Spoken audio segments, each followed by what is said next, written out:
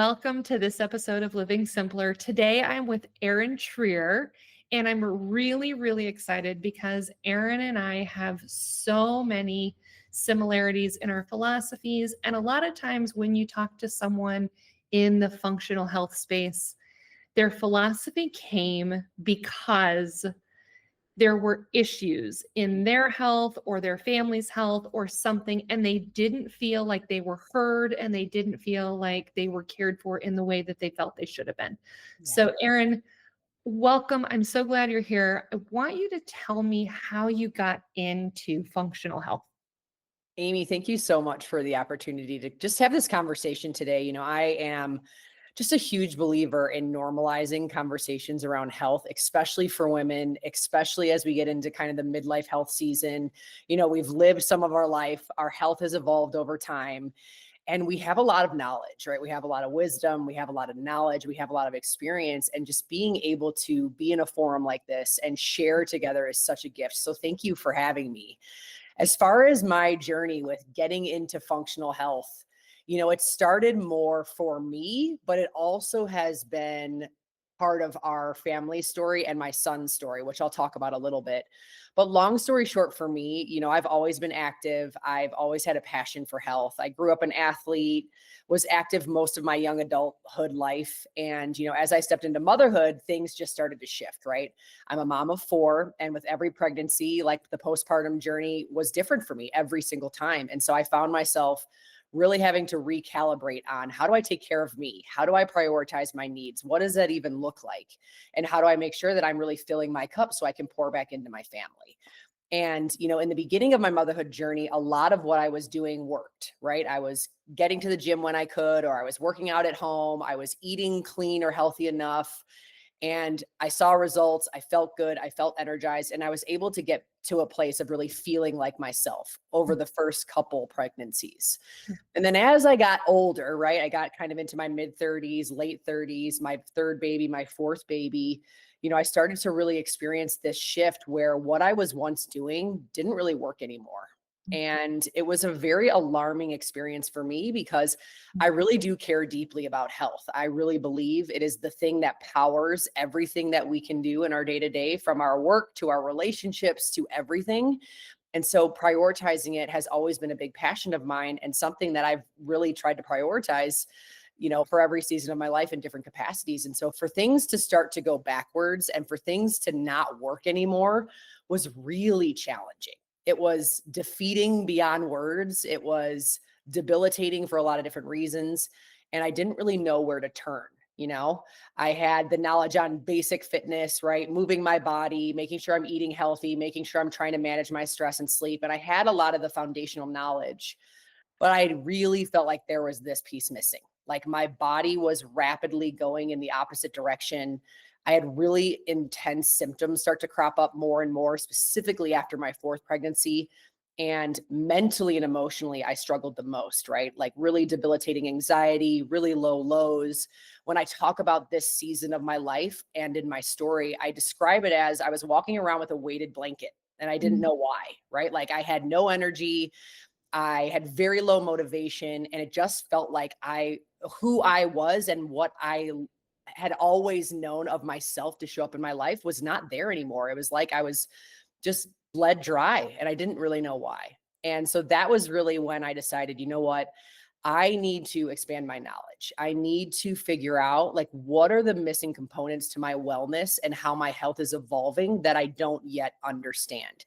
And that was when I decided to kind of dive into functional health and learn from functional health doctors, practitioners, and people that had a functional health focus. And learning that in my own journey has changed my life. And it has completely changed the trajectory of how I now coach and the knowledge that I've had and the certifications I've gone through, et cetera. And so the biggest gift that I've learned inside of functional health is how you're looking at the body as a whole, right? Nothing happens in isolation. No symptoms happen in isolation. The body is a spider web and all of our organs are working together. And so functional health looks at the whole body and assesses, if you have this symptom, like debilitating anxiety or like really low energy, why is that at the root? What is happening underneath the surface? And how do we get honest about going deep enough to really help support your body from the inside out? And so I loved learning that and getting Mhm. exposure to that because I had never had that kind of exposure. It's nothing that I had grown up learning. And once you know, you can't unlearn it, right? It's unbelievably mind blowing and unbelievably eye opening. And, as I dove deeper into the functional health space, I worked with a lot of different functional practitioners that all had different incredible knowledge, different scope of practice, different expertise who helped me continue to peel back the onion on what was it that my bioindividual body needed? And how did I get to a place of slowly building a strategy that really served my longevity health best? And so, in a nutshell, that's kind of what's brought me to functional health and my personal journey. And like I talked about at the beginning, a big part of my desire for really understanding like bioindividual health practices and protocols, deeper root cause, things like that, is my son. Our son is 11. He has a very rare genetic disorder. It's called tuberous sclerosis complex. It is a disorder where the body spontaneously grows benign tumors on major organs like the heart, the liver, the kidneys, the skin, the eyes, and things like that. And so they are benign, but they can become a problem, right? And so for me, it was really an interesting thing to kind of think about, okay, what is happening with his bioindividual body, right? Like, how can I learn to also support him in a very specific way based on his genetic predispositions, what he individually needs, and the genetic disorder that he does have, right? So that has been another side of my passion as far as learning more about root cause, because there is so much we can do to profoundly change how we feel day in and day out, our energy, our mood, setting ourselves up for longevity success. And it's all about learning what you individually need. And, it's been such a journey, right? And so that's kind of where I'm at, Amy. Hopefully that answers your question. No, that's great. And actually, the best thing is it answered like 3 questions that I Yeah. had. So that's lovely and perfect. Again, I feel such a kinship with you because I know that you hold fitness certifications just like I do. My background was running fitness studios. I was a sports nutritionist. And yet, just like you described, I felt like I had so much knowledge. But then when all of the things that had worked in my 20s and my 30s stopped working, Right. I'm like, oh, okay, I have to now eat less. I have to work out harder. Yeah. And I'm just going to do more of what worked in the past. Right. And often that's the mindset of most women is, oh, well, this worked for me in the past. So it's Right. probably going to work for me in the future. I just have to do more of it. Yes, absolutely. And first of all, there's only so many hours in a day. I couldn't have really worked out a whole lot more and still been a functioning human. Yeah. And, I was already eating very clean and all of that. And there just were so many little things that I feel like I was missing in my own health journey that now like you said, I look back and you can't unsee and you can't unlearn now the Yeah. things that you know. And unfortunately, I was dealing with traditional allopathic medical doctors Yeah. who were every time a symptom came up, it was like they were playing whack-a-mole Oh, with the symptom. And they're like, oh, well, you have a symptom here. Here's a new pill.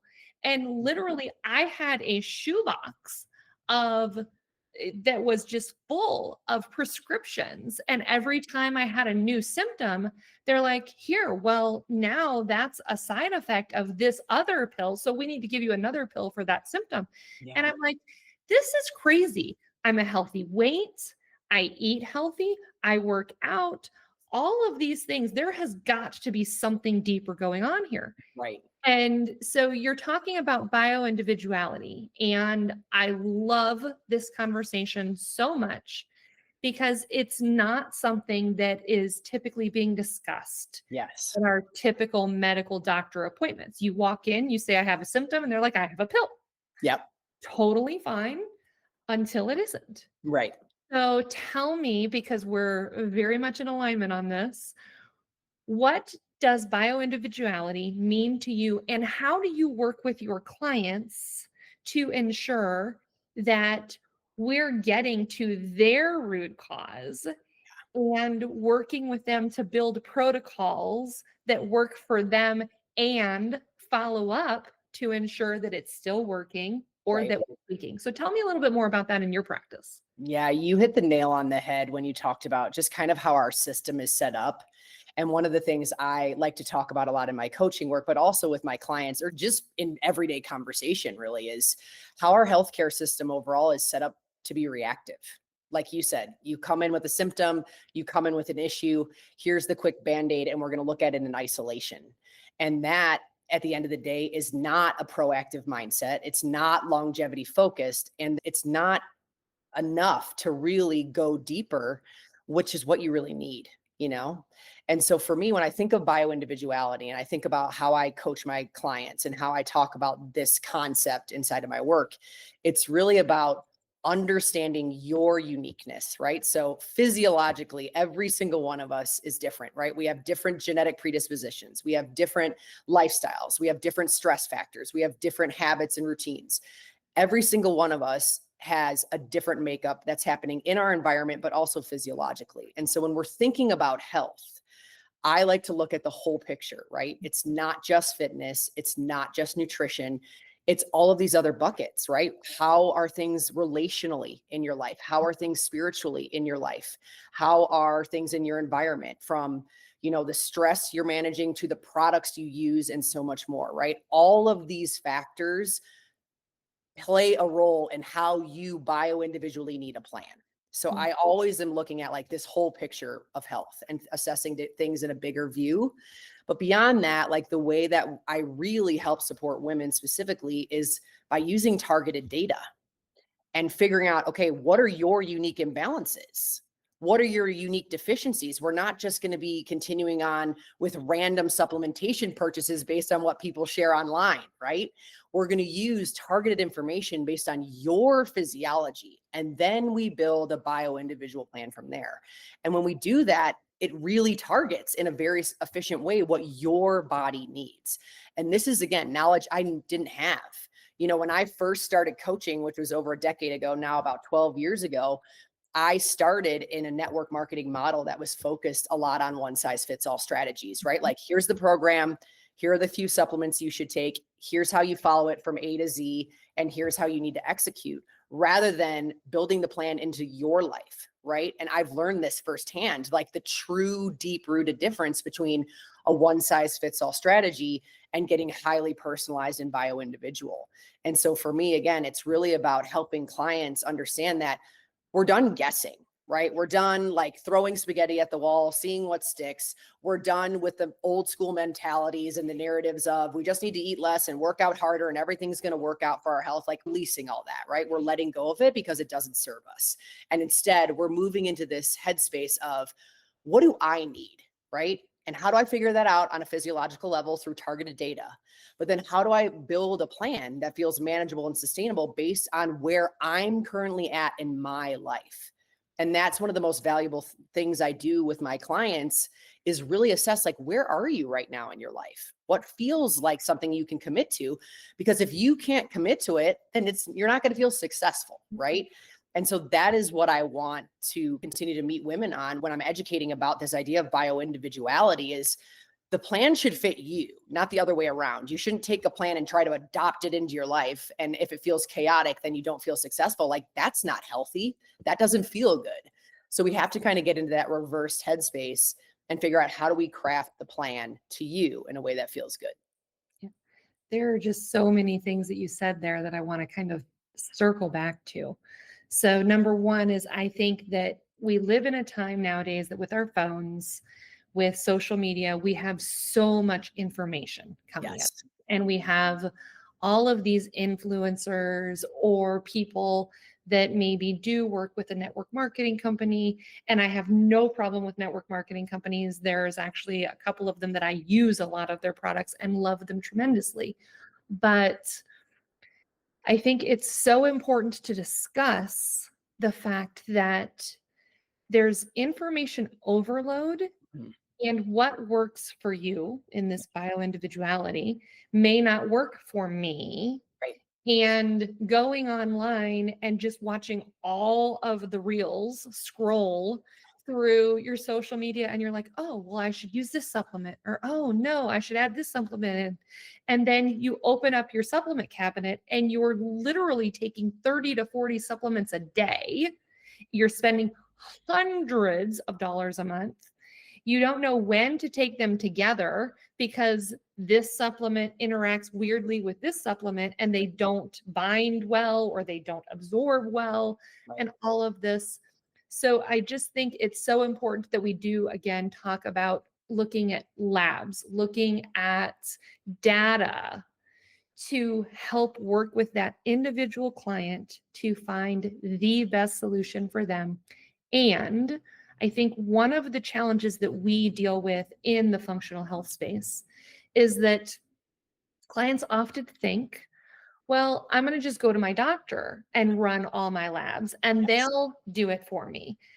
And the problem is, and when my naturopathic doctor told me this 15 years ago, my mind was blown in Mine too. that when you go to a traditional doctor and you run a lab, you're being measured against all the other people that ran that lab Yep. in the traditional medical space. So, traditionally, who goes to the doctor Yeah. but the people that don't feel good? Yeah. So you're being measured in the normal range against other sick people, Yeah. not against what's optimal and where you actually feel good. And so you could go to that traditional doctor over and over and over again, and they'll keep telling you, yeah, your labs look normal. Yeah. But the problem is that they're missing a lot of the precursors to the things that cause those labs 5 years and 10 years down the line to not be normal. Right. And then once you are type 2 diabetic, or once you do have a full blown autoimmune disease that could have been fixed slash corrected 5 and 10 years prior, you're now all of a sudden trying to play catch up. Right. 100%. So, tell me, because I don't want to be the only person that my listeners are hearing say this stuff. I want you to tell them your experience with having labs run within your traditional medical system versus how you're doing it. It's such a great question. And I love that you're bringing this up because this is a really important topic to just have discussions around. And one of the things that I have found, the more I coach and the more women I speak to, is that we just truly have not been educated enough. Right. And my goal as a coach is to give women the information so they can go to their doctor and feel equipped with the questions. So they can go in and have informed knowledge so they can make empowered decisions for what they truly need. And, in a lot of the conversations I've had, the hardest part inside of how our system is set up is oftentimes women are not validated. Women are not seen, they're not heard, they're not led down a path to really nurture their evolving wellness with intention. And that's really hard. It's heartbreaking. And so we have to be speaking up together about this as women and saying, like, this is my experience. This is what I've learned. This is what I want to equip you with so you can also be educated and figure out in the best way possible what is the way forward for your own wellness. And so for me, I've gone to traditional GPs, OBGYNs have kind of done the standard run of the mill check-ins, right? Seeing them every 1 to 2 years. And whenever I had asked about blood work, there were very basic blood markers that they would run, right? Like a very basic metabolic panel, a very basic lipid panel, like looking at cholesterol. If I wanted to have my thyroid tested, it was really only looking at something like TSH, things along those lines. Sex hormones were never a part of the journey or the story. Like that was something that wasn't really tested. Cortisol was another one, right? Like oftentimes I had gone in and asked about testing and the conversation was, there's no way to get an accurate picture of something like that. So why even bother? And this is what I've learned inside the functional health space is yes, actually you can test it. And there are very intentional ways of testing it. And once you understand things like your cortisol waking pattern and where your sex hormones truly are at, like it can be mind blowing as far as really understanding physiologically, like what are the deficits that your body is managing. And the thing that we haven't been taught enough as women is how crucial our sex hormones are for so many different functionalities in the body, from how we manage stress to how our metabolic health functions overall to blood sugar stability and so much more. And so when our sex hormones become depleted inevitably as we get into midlife health, as we move towards the menopause transition, et cetera, like we have to learn, okay, what do we need to be doing to start to optimize those things, right? Because there's a lot of lifestyle factors that matter. There's also strategic supports we can explore, but we've never been taught or educated enough about the most beneficial details of what could actually help us. And so that's really what I've learned, Amy, is how there's a major difference between like normal labs that can be run at a traditional doctor in a conventional setting versus optimal labs, broader, deeper lab markers, right? To really look at things like inflammation, deeper thyroid panel, deeper metabolic panel. What are things like iron and ferritin looking like for overall energy? Like it's just more comprehensive. It's deeper and broader. And that's what the functional health space does. Because when you do, that's how you really start to see the bigger picture of wellness. And it allows you to go deeper into the root of what you might be managing symptom wise. Well, and also women's hormones as we're transitioning into things like estrogen, progesterone, testosterone, all of those things have such a huge impact on Yes. how the rest of our processes in our body operate. And I was shocked Yes. at how, for women, we start actually entering into perimenopause for some people as early as their like mid 30s, Yes. maybe even sooner. Some women, it's their beginning 40s. And by the time you get to be my age, where I'm 49 Yeah. at this point, and I'm still in menstruation, but I'm definitely noticing in my own symptoms how my hormones are going up and down. Yep. And then to be able to have the ability to run those labs and to see, oh my gosh, there are times of the month where my progesterone really isn't doing its job. And so I'm showing up estrogen dominant. Yeah. And all of a sudden, everything's really weird. Yes. And then there are other times of the month where my estrogen should be normal and it's not, it's really, really low. And then all of a sudden in those days, my blood pressure is through the roof because estrogen helps with vasodilation and everything. And it's like, oh my gosh, Yeah.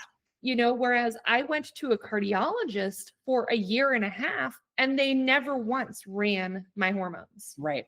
Right. And instead, they just gave me different blood pressure medicines. Yeah. Yeah. And that's the reality, right? And you hit the nail on the head when you just shared that story is what we have to understand about conventional med is there is a time and a place, and it is such a necessity, right? We are so blessed that we have so many incredible medical opportunities to take care of our wellness in a variety of different ways. At the same time, we have to understand that conventional med is siloed, right? They know their specialty on a very deep level, which again is so tremendous.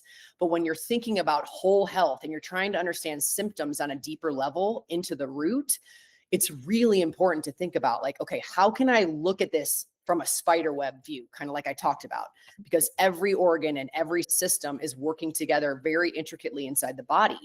And so it's so crucial to kind of have the knowledge of both sides. So again, you can get educated about what your body needs. Yeah. Have you ever read the book Good Energy? Yes. Love that book. Love it. That is one of my favorite books. And it's one that I recommend so many of my clients read because I think it describes from the actual allopathic medicine viewpoint exactly how she was trained in medicine and how and again I'm going to recommend to all of our listeners, please just go read the book. Yeah. But she talks a lot about how she went to Stanford and was wildly successful in her schooling, and as she started getting into her residencies, everyone kept encouraging her to go to some form of specialty. And so she was going into ear, nose, and throat at the time. And they tried to like get her to specialize in this one little piece inside the ear, Yeah. and that she described it just like you did as medicine is happening in a silo. Yep. And for me, when I was having my health issues, they're like, okay, you need to go see the cardiologist. You need to go see the immunologist. You need to go see a gynecologist. You need to go see a neurologist. And every single one of those specialties may have been the best person in their specialty. Yeah. but they were looking at their one piece so deeply Yeah.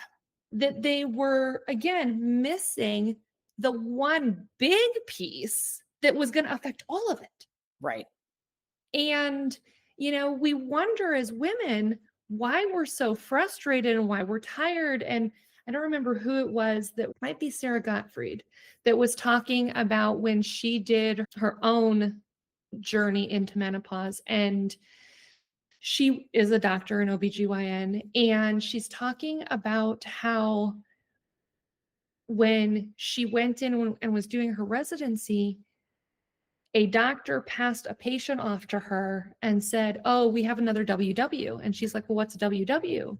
And he said, "A whiny woman." Wow. And what was happening in that particular environment was that they were labeling women in menopause or in perimenopause that were going through all of these crazy things, frozen shoulder, hair loss, depression, Yeah. all of this stuff that is associated with our hormones shifting, and just labeling them whiny women and then giving them a pill for the frozen shoulder and then giving them a pill for an SSRI for emotions and all of the things. And I love that as women, we're standing up and having the conversations, Yeah. that we're educating ourselves for ourselves and our families, Yes. and that we're not afraid to say anymore, "No, I'm sorry, I'm not going to take that. This is normal. You're 50 and this is just what's going to happen to you. And oh, by the way, this is as good as it's going to get." Yeah. Yeah. We're not tolerating that anymore. Yeah, No. we're not. And I love that. It makes my heart sing when I talk to other people just like you that are really doing their best to bring to their community why this is so important. Yes. And it is so important. Thank you. So tell me, what are some of the things that you see? Again, obviously knowing bioindividuality, and nothing is the exact right routine for each individual person, but what are some of the common things that you see women doing that you think may be draining their energy or not allowing them to live in their best, most healthy self? Such a great question. And, in my experience, even in my own journey, right? And I see this often, especially with women who are kind of in the 30, 40, 50 range. We're caught in old narratives. We really are. And, a lot of women that I speak to are really stuck in the narrative of, you spoke to this, like, I just have to do more and work harder and press through and do all the things for all the people and try and grind forever and underfuel myself on nutrition, on sleep, on managing my stress, on my boundaries, etc. So like there's this major imbalance of how much we're giving and how much we're giving back to ourselves. And I see this a lot with women. And that, especially when you're moving into hormonal chaos in midlife, is a recipe for backfiring. And I've learned this firsthand in my own journey, but I see it daily with the women I speak to, right? Like we just are inundated with managing all the things between kids, jobs, marriages, everything. And we aren't slowing down to be intentional enough with really filling our cups. And with that is this idea of major amounts of stress. And when we are in a completely stressed out, chronic stress state, where we're overtraining or overexerting and we're not fueling enough, we're not resting enough, we're not stress managing enough, again, our body just starts to kind of shut down and says, I'm not tolerating this anymore. I am holding on to literally anything and everything because I don't feel safe. I don't feel cared for. I don't feel loved. And I have no other choice. Right. And again, this is speaking from experience. Like my body and my health was going completely in the opposite direction because I was holding on to all of these old narratives for so long of, I just need to try harder. Right. I just need to try harder. I just need to, stay in a cut or cut back on my calories or make sure that I'm doing this, this, and this. And it really doesn't serve us. And I like to really help women understand, like, even if it worked at some point, it's okay. And it's actually supposed to be this evolution of, okay, but what do I need now? Right? Where am I at now? What does my body and brain need now? And how do I get intentional with nurturing that? And so that is really the biggest thing I see is we're caught in old narratives. We've been stuck in the old school marketing for so long of what's quote unquote healthy. And like we've already talked about, we haven't been educated enough on this concept of, but what do you individually need? And how do we empower you with knowledge and information to get you to that place? And so that's really what I would focus on most with that question, Amy. But it's so good. I feel like I could go in a bunch of different directions, but that's the biggest one. Yeah. And what you touched on there, I think, is just so valuable because I'm constantly talking to my clients about the parasympathetic and the sympathetic nervous system and how our brain literally is wired to keep us safe. Yes. And, it was done to make sure that we didn't like go and run into a bear, Yeah. or that if we did see a bear, that our fight or flight would activate and we could run as fast as we could and all of that. But in modern times, we aren't typically in danger of being attacked by a bear. We're now like dealing with all of this stuff that's coming at us on our phones, on our computers, bad news. The news makes money by selling bad news Yes. and all of those things. And so we're constantly living in this state of fight or flight. And so in taking that rest that you're talking about and reducing that stress and really trying to take a step back into that parasympathetic nervous system, all of a sudden it's amazing how much the weight releases, Yes. how much the symptoms start to get better themselves. But again, because it's not a pill or because it's not something that we think is prescribed to us, Yeah. we don't really think about how much that one little set of shifts can make such a huge difference in our lives. Yes. And it does. You're so right. So I ended up being diagnosed with an autoimmune disease after having mold toxicity. So I always like to talk to my clients about all of the toxins in our life and our toxic barrel and how, we're just inundated with Yes. all of this stuff. And my company is called Living Simpler because I can't get rid of every toxin in my life. I just can't do it. It's not practical. I can't eat organic everything all the time. I am still going to go every once in a while and have an order of French fries at a restaurant or whatever. But tell me, when you're working with your clients, what are the toxins that you like to recommend as like the low hanging fruit Yes. that people can remove and live a little simpler, Yeah. but yet still keep their quality of life? Love this question because it's one of the things that I have grown to become more passionate about the more I learn. And when I think about low hanging fruit or things that you can do that can actually start to make a profound impact is what are you using in your products, right? So that's everything from skincare to makeup to how are you washing your dishes? How are you washing your laundry? How are you washing your floors? What is your air quality like in your home? What's your water quality like in your home? And I know even rattling this probably sounds overwhelming, but I promise you, if you start to go like pick a room and pick a drawer in the room and go little by little and chip away as you run out of things and swap those with cleaner alternatives, Yeah. it will start to transform literally how your home feels, how the air feels. Like you just feel cleaner. I don't even know if that makes sense, but you feel cleaner. And, as someone who, especially with the holidays coming up, like I've always loved like all the scented candles and all the really wonderful smelling stuff. But I've learned over time, like how toxic that can become, especially when you're in your home and you're absorbing that through your air quality all the time. And so just getting educated about everything that you're putting on your skin, to what you're breathing, to what you're consuming from food and water, like all of it can add to your toxic barrel, like you were talking about. And we are inundated at all times and we cannot control everything. So it really has to be about, well, what can I control?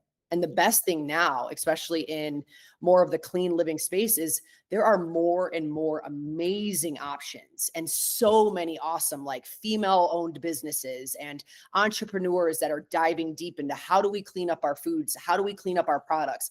How do we get more mindful and educate the larger society about this because it's so important. And that's been such a wonderful thing that I've learned along my journey, because there's so many incredibly educated, amazing people out there who really want others to learn how much this matters for our health. And so, lowest hanging fruit, think about your products. Like, choose a room in your house, think about how you want to swap. And as you run out of things, slowly go one thing at a time. Like, that's how I've done it. I'm still doing it, right? I still have things in my house that I want to slowly get rid of, but it has to be this slow process where you chip away intentionally. And over time, you're going to start to see and feel the impact. I could not agree with you more. I love that you said as things start to run out, Yeah. because I think that as you are rattling it all off and we start thinking about, oh my goodness, my lotion, my skincare, my hair care, my house cleanser, my laundry detergent, my dish detergent, all the things, it starts to feel wildly overwhelming. Yes. And for me, I will say that the thing that I switched out first was my laundry detergent. Yeah. Because for me, and once I switched it out, now that I go back to anything conventional, I end up in hives. Yes. Me too. So crazy. Yeah. But anything that is on my skin, my largest organ on my body, Yeah. I wanted to make sure that I was as clean as I could be there. Yes. And then my next one was my lotions. Yep. And so I'm really good about my lotions. And then our next one is that I've started shifting as we do run out around the house is all of our like cleaning products, what we use Yep. on our dishes, what we use on our floors, all of that stuff.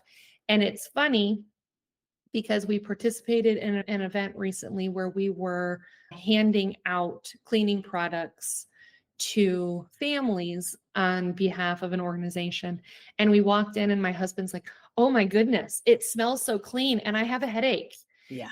And, he could care less about most of that stuff. Yeah. Yeah. Almost instantaneously, he noticed it himself. Right. And it's so funny once you start to take things out and your body does start to heal from that kind of thing, Yeah. how quickly it reacts and how quickly you can tell when something is not in alignment with what your body is happy to have on it. Yes. When I spray myself with my perfume, and I love my perfume, I went from wearing it every day to now probably once every couple weeks. Yeah. But instantaneously, when I spray it, I can genuinely like feel my sinuses close up.